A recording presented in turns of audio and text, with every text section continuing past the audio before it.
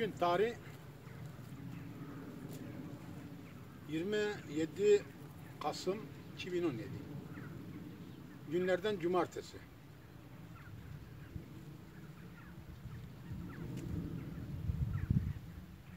Bu video çekimi yaptığım yer Çermik Hevsel bahçelerinden bir bahçe.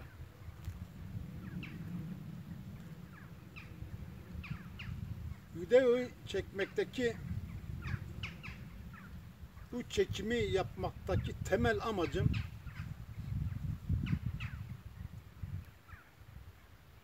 Hevsel bahçelerinin gün geçtikçe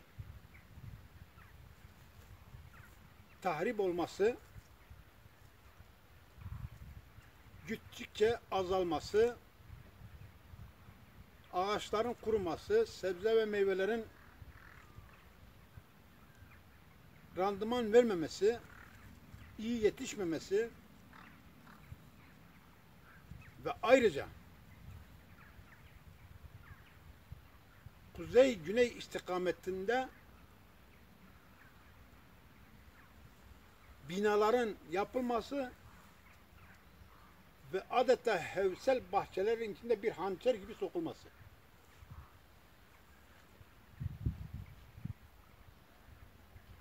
Her yıl binalar adım adım bahçelerin içine girmekte.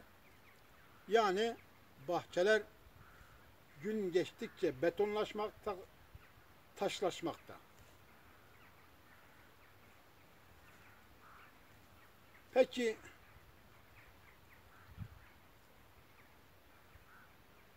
daha önceden neydi? Hevsel bahçelerin durumu bundan 15-20 yıl önce neydi? Şimdi ne? Şimdi ne durumda? Ben bu konu üzerinde biraz konuşmak istiyorum. Eskiden Kaplıca bölgesinden bu bahçelere gelen sulama suyu bahçeler için yeterliydi. Hatta fazlaydı bile. Ama bu yıllar içerisinde bu suyun yönü başka taraflara çevrildi. Başka amaçlarla kullanılmaya başlandı. Şu anda Kaplıca bölgesinde ve bazı mahallelerde Hevsel bahçelerine suyu kullanılmaktadır.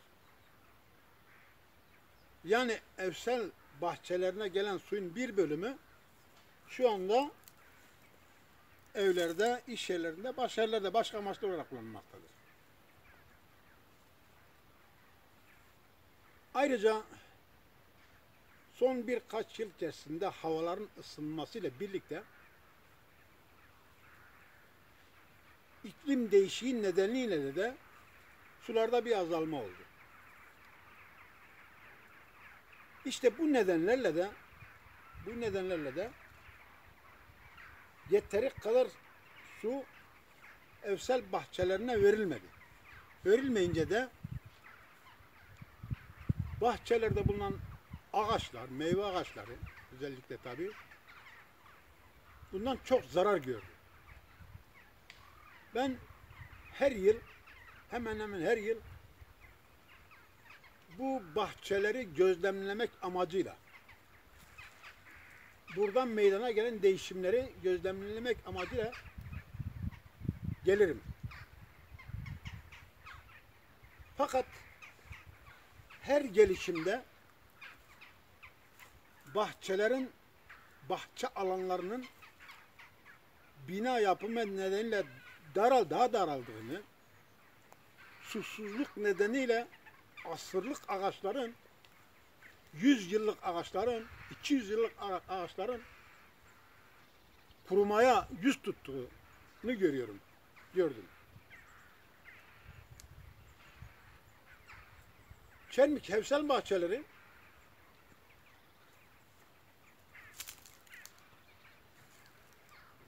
bir sebze, meyve deposudur adeta.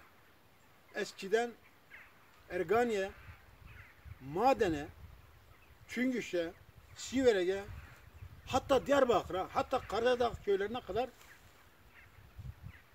Çermi, Nevsel bahçelerinden meyve ve sebzeler giderdi. Yani Çermik üretirdi, dışarı satardı.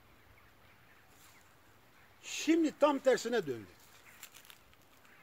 Çermik domatesi dışarıdan alıyor, salatalığı dışarıdan alıyor. İşte cevizini dışarıdan alıyor.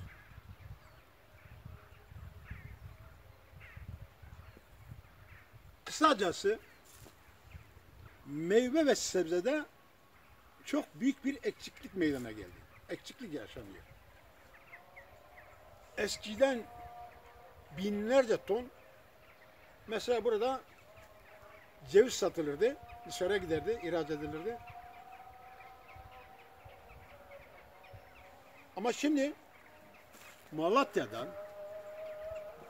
işte Elazığ'dan, başka yerlerden ceviz geliyor. Çermik'te satılıyor. Oysa geçmişte Çermik halkı kendi cevizini kendisi yetiştirirken şimdi dışarıdan getirmek mecburiyetinde kalmış. Mesela şu nar ağacı. Şu gördüğünüz nar ağacı. Şunlar. Çatlamış, küflenmiş, küçük kalmış, yetişmemiş. İşte bunun bütün nedeni, bütün sebebi bu ağacın yeteri kadar su alamayışından kaynaklanıyor. Oysa şu gördüğünüz ağaç, şu gördüğünüz nar ağacı eğer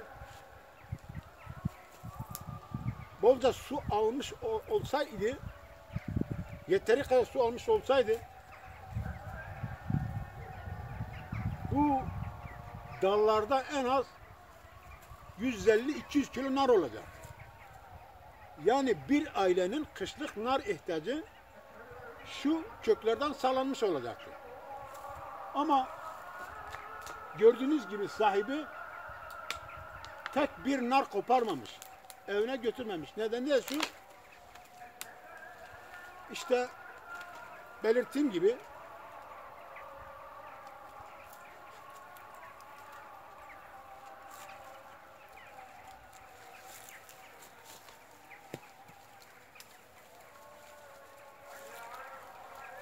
yani şu hale gelmiş. Mesela narlar küflenmiş.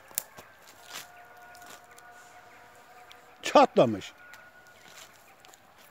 Yani daha doğrusu yenilecek durumda değil bunlarla. Tabii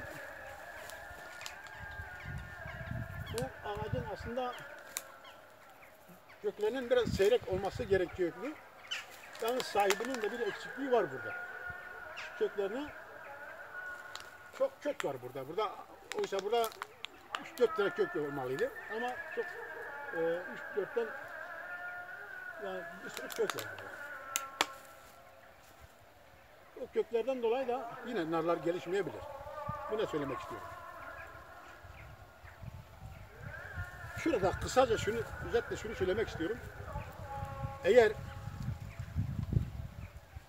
bu bahçelerin suyu yetmiyor ise Kaplıca bölgesinden bu bahçelerin hakkı olan su bahçelere verilmiyorsa bunun alternatifleri aranmalıdır.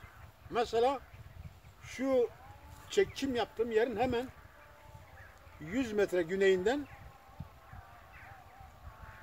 Kaplıca bölgesinden gelen sular akar gider. O bu bahçelere verilebilir. Ya da Çermik'in batısından Sinek çayı geçiyor. Koskoca bir çay. Adeta şehrin içinden geçiyor şimdi. O suyu belediye bu bahçelere verebilir. Oradan motorlarla çekip bahçelere verebilir. Yani alternatif çoktur. Bizim halkımız batıdaki yatırımları gördüğü zaman alkış çalar. Ama kendi memleketi, kendi bağı, bostanı, bahçesi harabeye döndüğü zaman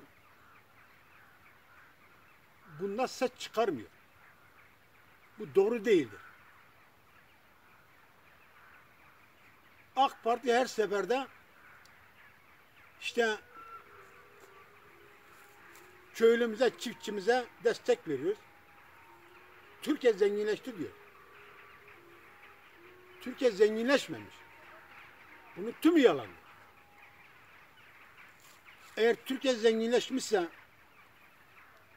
Brezilya'dan niye saman getiriyor Türkiye'ye? Eğer Türkiye zengin bir ülke ise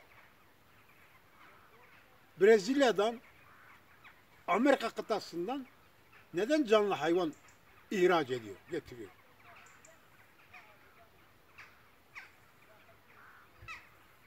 Bu hükümet iktidara gelmeden önce mazotun kilosu 1 lira 30 kuruştu. Şimdi 5 lira olmuş.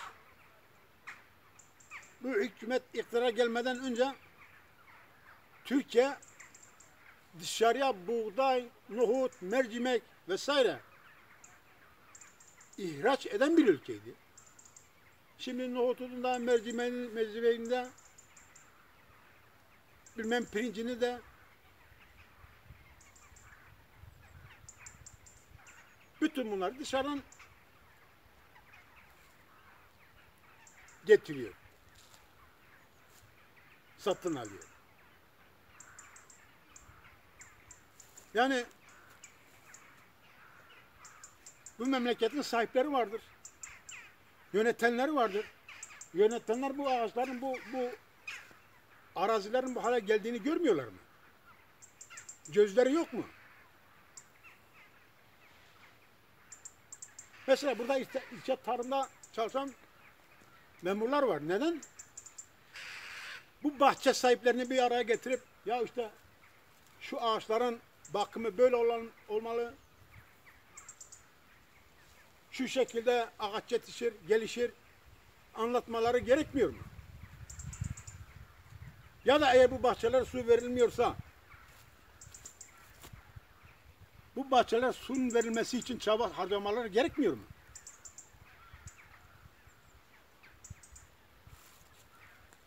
Ama bütün bunlar yapılmıyor, edilmiyor. Bir taraftan bahçelere su verilmiyor, bahçeler kurutuluyor. Kurumaya yüz tutmuş ağaçlar, meyve ağaçları. Bir taraftan da binalar habire güneye doğru ilerliyor. Hançer gibi saplanmış bahçelerin içine. Doğru değil.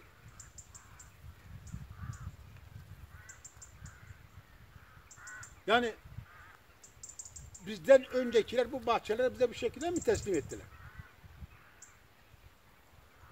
Bundan 10 yıl önce, 20 yıl önce narlar böyle mi yetişiyordu? Bu şekilde mi nar yetişiyordu bu bahçeler? Yazıktır, günahtır.